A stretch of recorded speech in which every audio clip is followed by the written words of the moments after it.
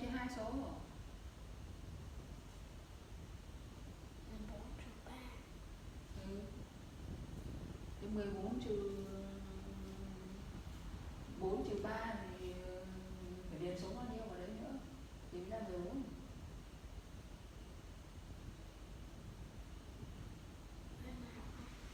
4 cộng 3 mấy?